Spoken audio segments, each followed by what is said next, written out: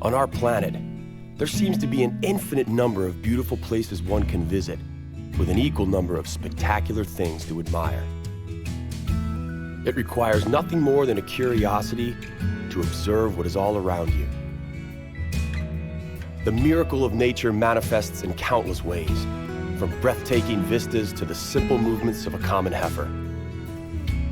The purpose of this program is to present you with the extraordinary diversity of our miraculous blue planet so that you can discover these things for yourself. Today, we will visit 3 unique islands: Madeira, Taiwan, and Bali. Even though these islands are thousands of kilometers apart, they have one thing in common. All 3 islands were created by ancient volcanic action that shaped their landscapes into truly wild and unbelievable beauty. We begin in Madeira, several hundred kilometers from the West African coast. This island, still under the rule of Portugal, will absolutely dazzle the first-time visitor. You can't help but be impressed by the steep cliffs, high mountains, and unique climate. From Madeira, we will continue to Taiwan.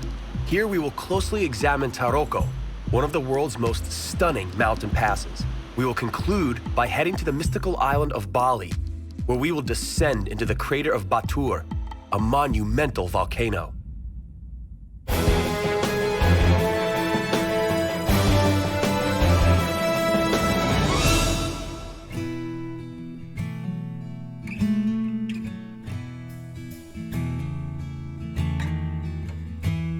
In the year 1491, a storm at sea caused Spanish seafarers to abandon their ship and head for shore. When they ended up landing on the shores of Madeira, they thought they had reached the end of the world. Remember, in 1491, people still believed the world was flat.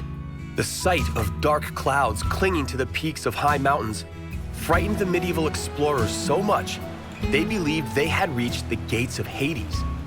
They were, to say the least, reluctant to come closer to Madeira. They overcame their fear and landed in this bay, where the town of Machiko stands today. According to local legend, Machiko was named for Roberta Machiko. As the story goes, she and her lover escaped from England, where their love affair was prohibited. This supposedly occurred 100 years prior to the first Portuguese sailors landing here. It is difficult to determine whether this story is real or fabricated. In any case, a statue of the Portuguese captain, Cristal Vaz Teixeira, who commanded the Portuguese exploration, stands in front of the local church.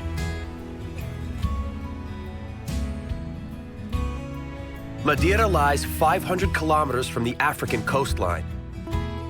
A volcanic eruption lifted the island from the depths of the ocean.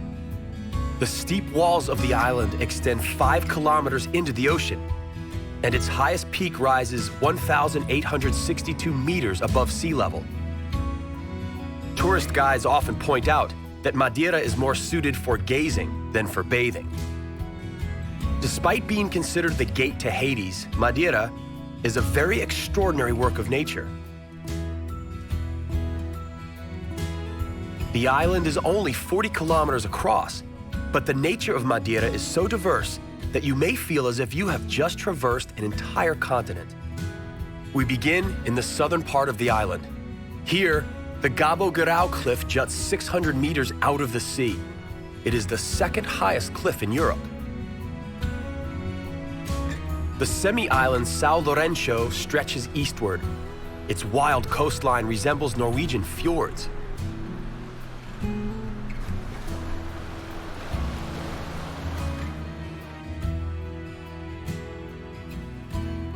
The island's interior is wilder still. Volcanic activity formed an enchanting mountain range. Its beauty can be compared to that of the Alps or the Rocky Mountains.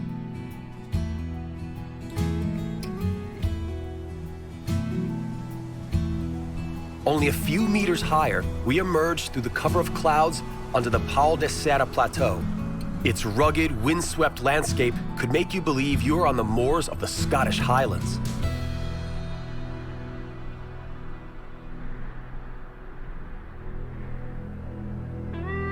Sharp peaks that snatch the passing clouds account for Madeira's specific microclimate. The weather here is extremely changeable, as a result of Atlantic currents and strong winds. That's why the weather forecasts are only released with a 10 to 30% accuracy rating.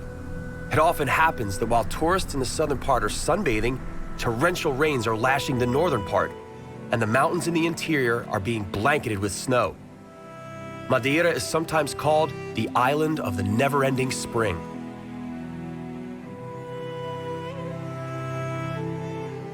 In the north, in the higher altitudes, the locals seek to collect the rainfall. The inhabitants of Madeira long ago devised a complex system of irrigation canals called lavadas. These canals, stretching over 2,150 kilometers, distribute water to the entire island. A picturesque ensemble is created by thousands of colorful fields dispersed throughout the terraces on steep slopes. The cultivation of such fields has always been rather challenging, rendering the use of modern technology here useless.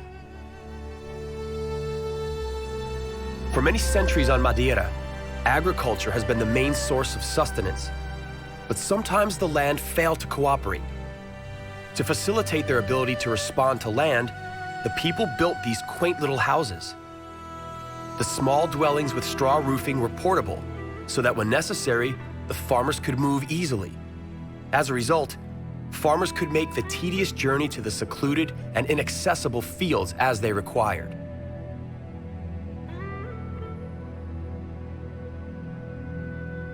The complicated accessibility of arable land was aided by an extremely favorable climate for agriculture. Perhaps that explains why some refer to Madeira as the garden in bloom in the middle of the Atlantic. The mild climate is suitable for the growing of vegetables, exotic fruits, and even flowers, a fact that becomes obvious in the marketplace.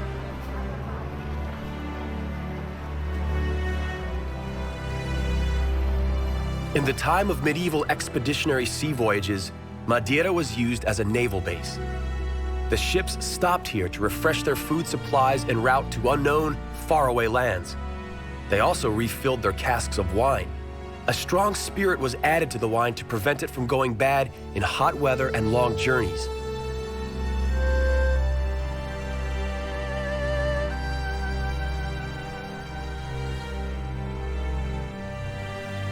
The tough life in the rocky terrain affected not only the local agriculture, but the means of travel. A sled is commonly associated with winter and snow. In Madeira, however, a sled is used year-round to facilitate transportation from the hillsides to the valleys. Today, this means of transportation is primarily used as a tourist attraction. The skill with which the men operate their sled is remarkable. The wicker sled hurtles downhill at a speed of 35 miles per hour. To control it, one requires special leather shoes with reinforced soles and years of experience.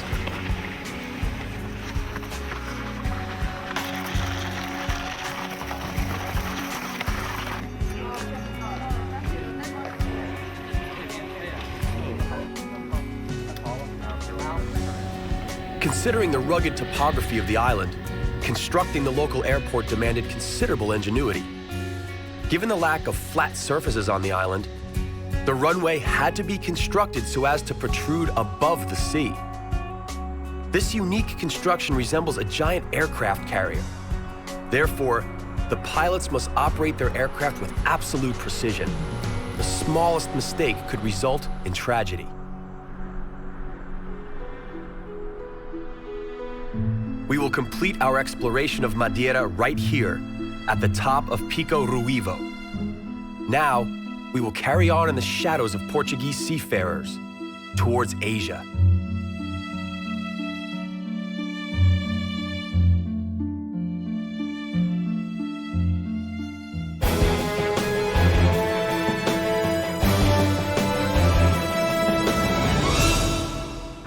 While those who first discovered Madeira were frightened, those who first discovered Taiwan were immediately enchanted.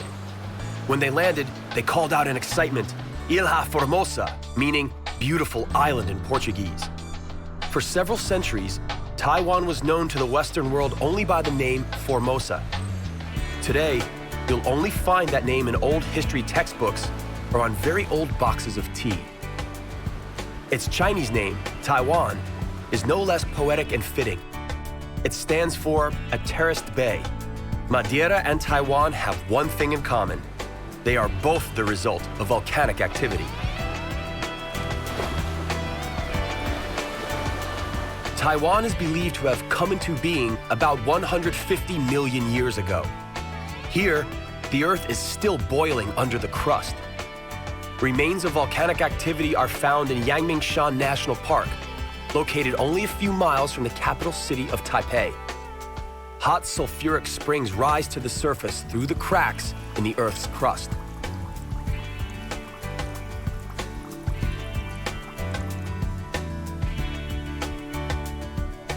Taiwan is the world's 7th most densely populated country. Most of its inhabitants are crowded into the northern part of the island. This is because the center of the island is largely inaccessible due to towering, ragged mountains, a reminder of its volcanic past. The highest peak, Yushan, rises to a staggering height of 4,000 meters above sea level. Its height makes it the highest mountain in the whole of Northeast Asia.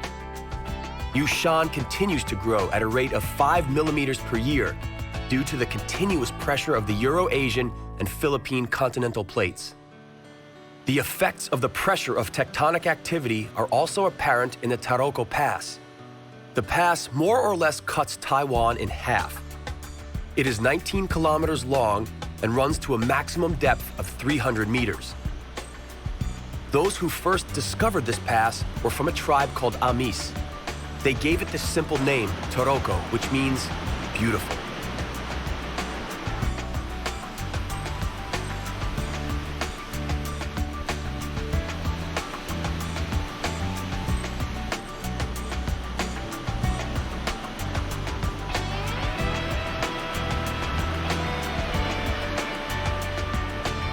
This imposing road through the pass was built in the 1950s. The construction workers were required to climb its steep walls carrying explosives on their backs and baskets. The baskets contained their tools. Sadly, 200 laborers were killed during the construction process.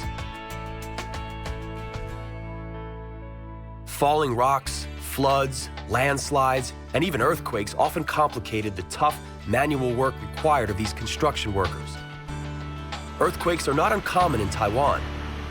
Every builder must take that fact into account. Despite its seismic uncertainty, in 2004, Taipei became the city boasting the world's tallest building. Only 6 years later, this no longer became the case when the Burj Al Arab skyscraper in Dubai was completed. Nonetheless, the Taipei skyscraper remains an imposing work of architecture. It is a fascinating fusion of tradition and technology. Its architect, C.Y. Lee, was inspired by nature, and so his skyscraper resembles a bamboo stem. Bamboo is known for its strength, resilience, and flexibility, while being slim and tall. The building rises 508 meters. Its name, Taipei 101, comes from its 101 stories. It is equipped with an 800-ton stabilization system. Gyroscopes and weights with an ingenious hydraulic system stabilize the building by counteracting gust winds and potential movements of the Earth. As a result, the building was made to withstand earthquakes of up to 7.0 on the Richter scale. The priority for this building was its protection against the forces of nature.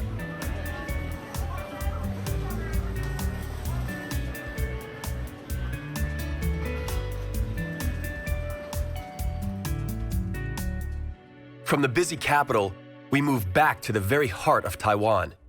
Well-manicured tea plantations adorn the otherwise mountainous landscape. The drinking of tea is an important aspect of the Taiwanese culture. Oolong tea, grown in the local mountains, is ranked among the best and most expensive teas in the world. These bushes are around 60 years old and still bear leaves worthy of preparation for this delicious brew.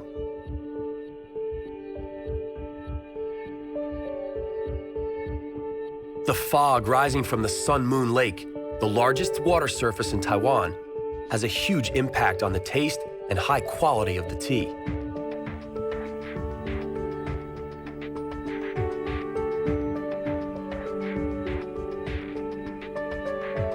Evidence of the city's tourist popularity is found in the number of day trip boats by the pier and the plethora of little shops in the local streets.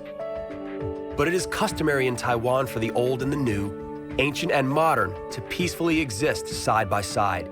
The booming tourism industry does not, in any way, disrupt the local way of life.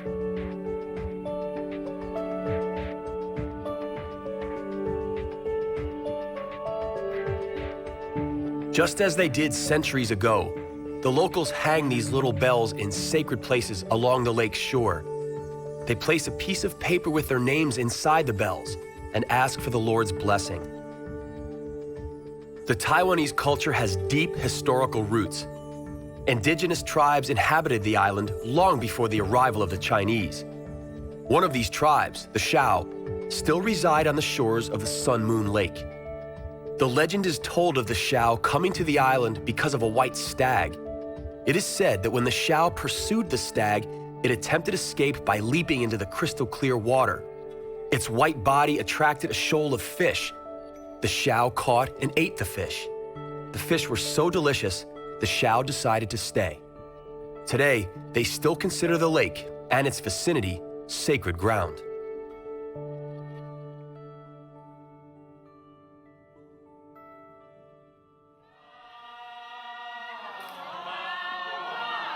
The tribe still maintains its ancient traditions, though today it only numbers 550. What you see here is an annual ritual in celebration of the harvest. The natives dance around a basket which contains clothes of their ancestors. They express gratitude to their ancestors for ensuring their gods' goodwill and a good harvest. As the ritual draws to an end, the dancers create a human chain and go on a procession through the night streets. The first in line bangs a staff on the ground, symbolizing wheat beating. The last one in line sweeps, symbolizing the collection of the harvest. As the ritual draws to an end, so does our journey through Taiwan. We are headed to yet another Asian island known for its natural beauty and rich cultural tradition.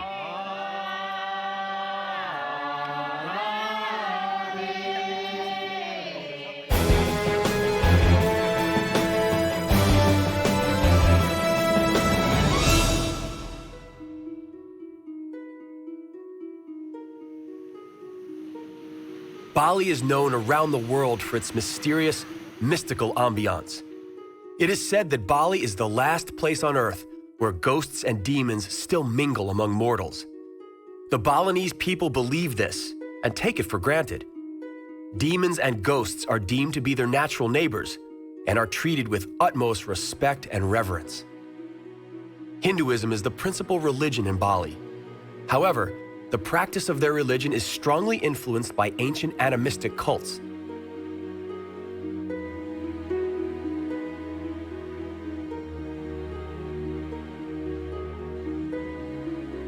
The Balinese enhanced the Hinduism they learned from India with rituals worshiping nature in all its different forms.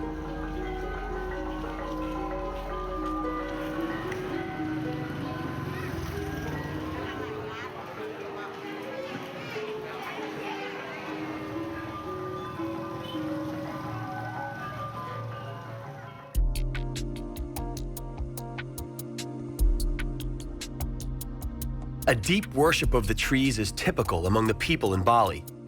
The banyan tree is considered sacred. It is perceived as a symbol of immortality and reincarnation. Long sprouts shoot from its robust boughs and reach to the ground where they take root and form secondary trunks. Thus, the tree continuously grows and rejuvenates.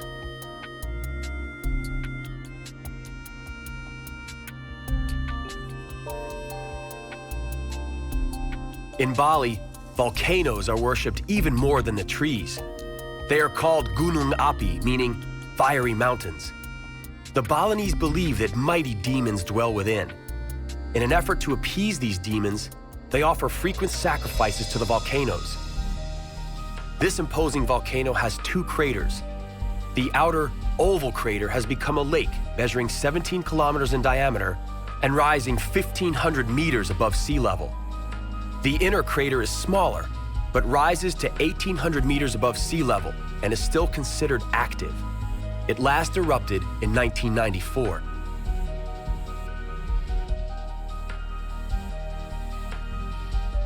The volcanoes do more than just create destruction. The lava expelled during eruptions becomes, over time, incredibly fertile soil. Additionally, clouds accumulate around the peaks of the volcanoes, ensuring sufficient rainfall. In the case of Batur, the lake within its crater adds to the fertile microclimate.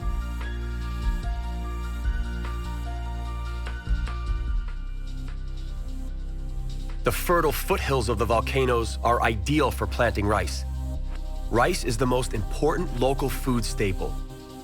The carefully cultivated terraced fields resemble the Garden of Eden. It is the product of hard labor over several generations. The irrigation and cultivation system of the surrounding landscape has been a work in progress for over 2,000 years. The result is an ingenious yet comprehensive ecosystem, the purpose of which is not solely the cultivation of rice. The grass growing on the terraces, for instance, is cut and fed to cattle and poultry.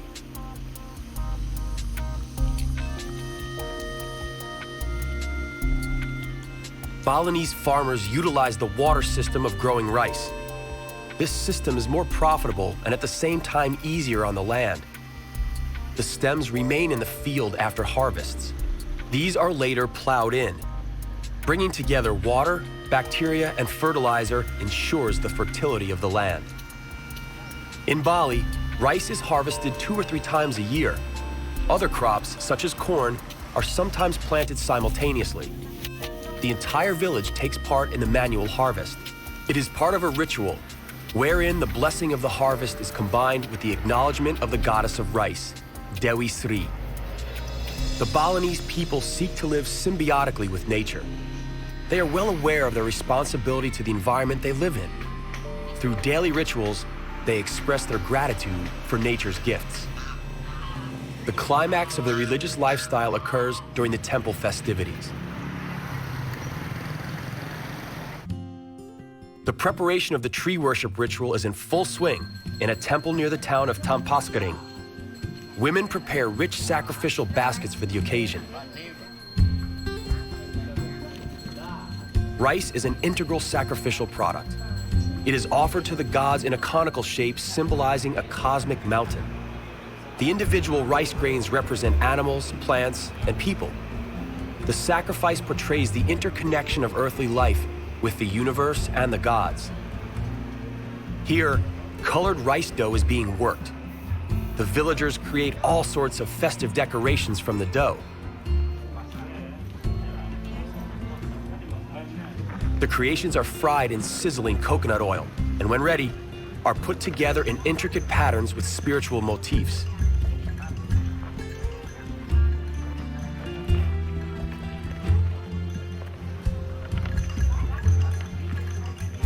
From the seashore, where the Balinese come to appease angry gods living in the depths of the Indian Ocean, we bid farewell to the colorful world of Balinese temples and culture.